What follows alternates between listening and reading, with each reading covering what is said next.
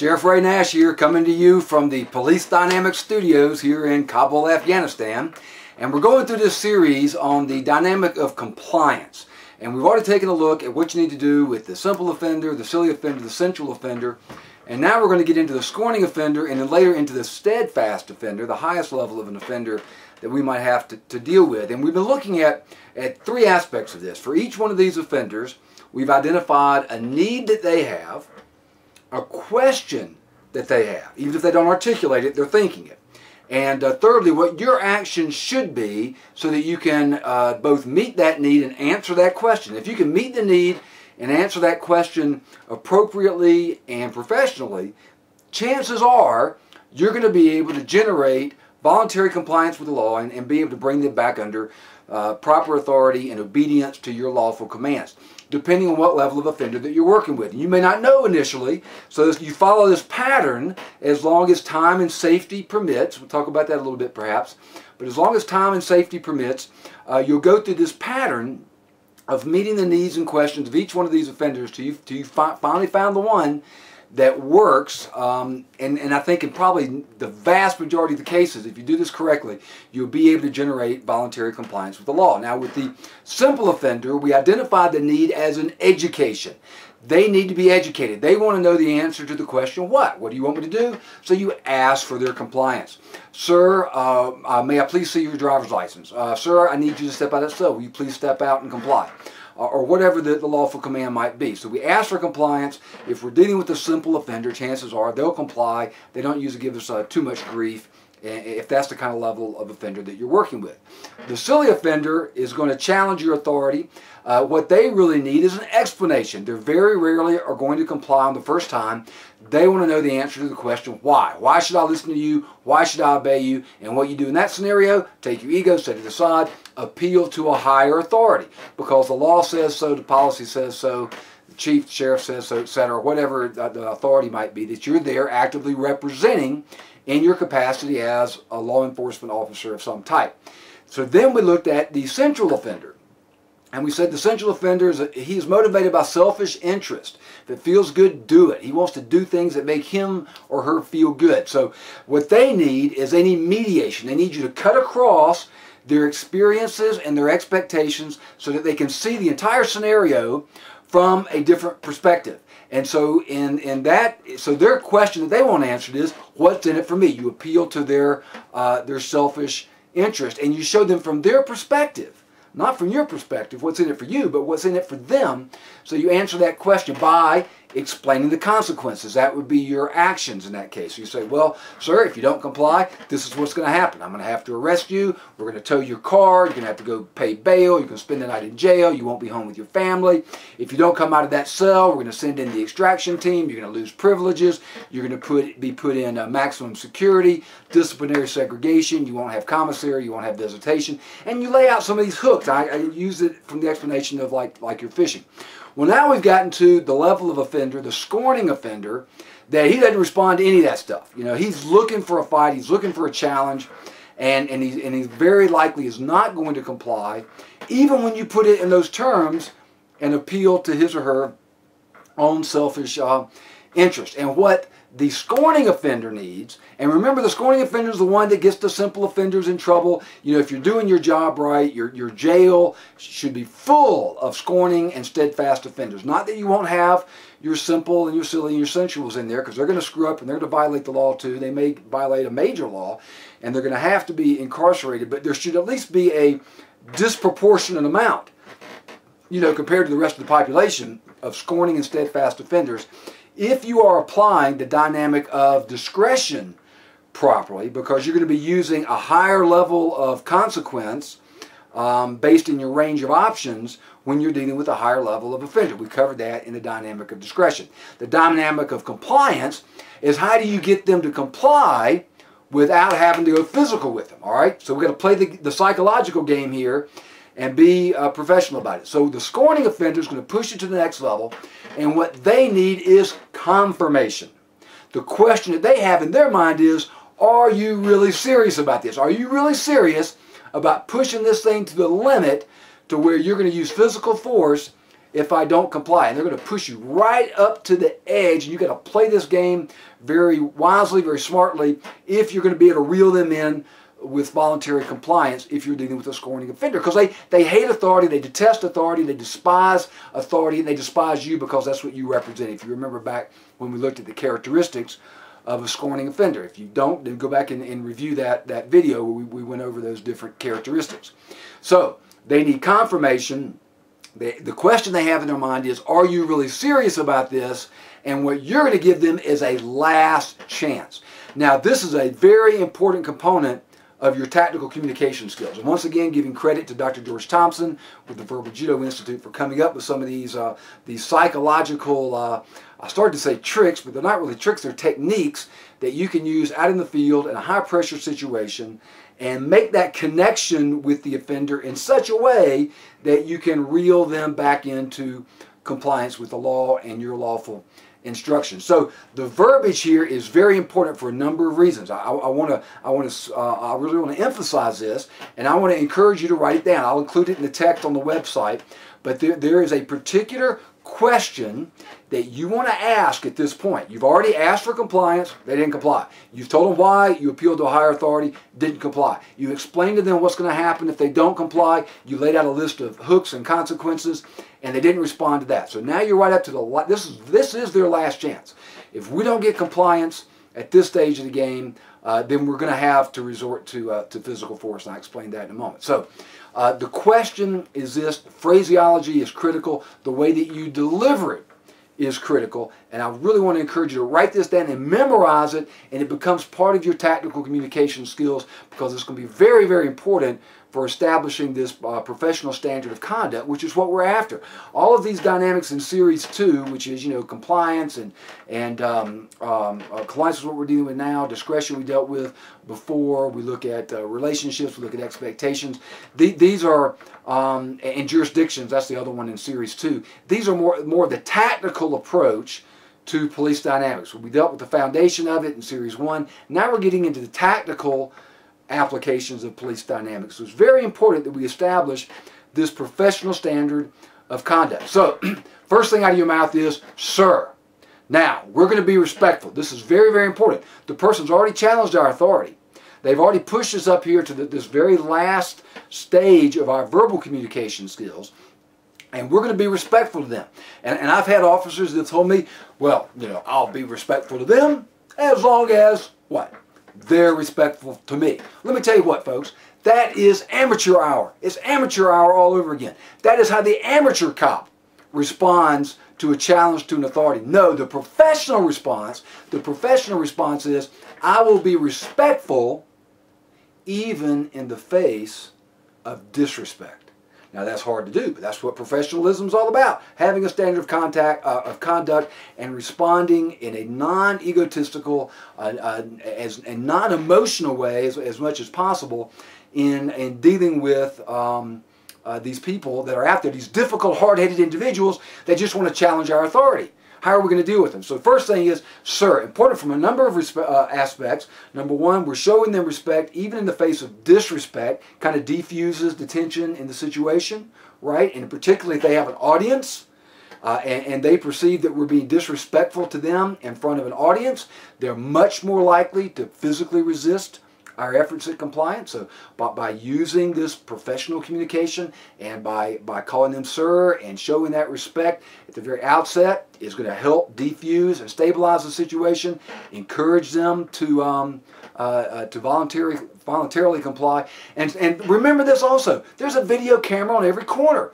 People are videoing. You're videoing yourself a lot of times. You want to make sure when you get ready to show that video to the judge or the jury that you come across as being the one that's in control, you come across as the one that's being professional, and let them come across as the dirtbag that they are, and that's going to help, you sway the, if there is any controversy or if there's any litigation attached to it or any question about the legitimacy of your conduct, particularly if you ultimately go physical and if you ultimately end up with some type of injuries on the part of the other individual or even yourself for that matter. This is going to help insulate you and protect you by establishing that professional standard of conduct. And then I've had some smart alecks in the class that say, well, what if it's a woman? Well, if it's a woman, you're going to say, ma'am, give me a break, all right? I'm using sir as an example. So the first word out of your mouth when you get to this stage is sir. And then here where the phraseology is critical and the voice inflection is very, very critical in how I communicate this message. So, sir, listen to this. Is there anything that I can say or do to gain your cooperation? That's a beautiful statement. Dr. Thompson come up with this. Sir, is there anything? And I put the inflection on the word anything because it comes across almost as a plea. Sir, I'm in this situation. I really have no choice in the matter. I've got to take whatever the enforcement action is. I don't want to go physical with you. And it communicates that not only to the suspect, but also to the people that are reviewing the tape later on when you get the investigation or the trial or the lawsuit. So, sir, is there anything I can say or do to gain your cooperation? Now, phraseology being important, notice I didn't say to get you to cooperate, because the natural response to that is, well, you can't get me to do anything. Or is there anything I can do to make you cooperate tonight? Or is there anything I can make you obey me tonight? You can't make me do anything. And you end up in this conflict. So I'm gaining their cooperation. It has a different connotation here. Sir, is there anything I can say or do to gain your cooperation? And then here's what I'll do. A little pause, a little ellipsis there, right? Dot, dot, dot, a little pause, and I'll say, just for tonight.